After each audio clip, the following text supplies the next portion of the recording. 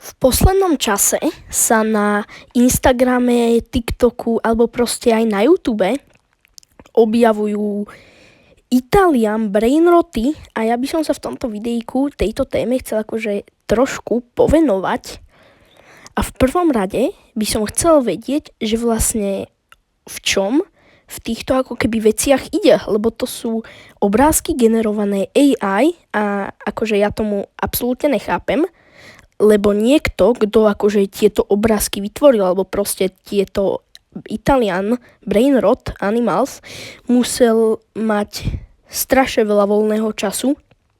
aby vytvoril takúto s prepáčením debilinu, lebo to je úplne strašné. Tuto máte akože pár tých obrázkov a sami, tí, čo máte určite trošku viac rozumu, viete, že je to úplná blbosť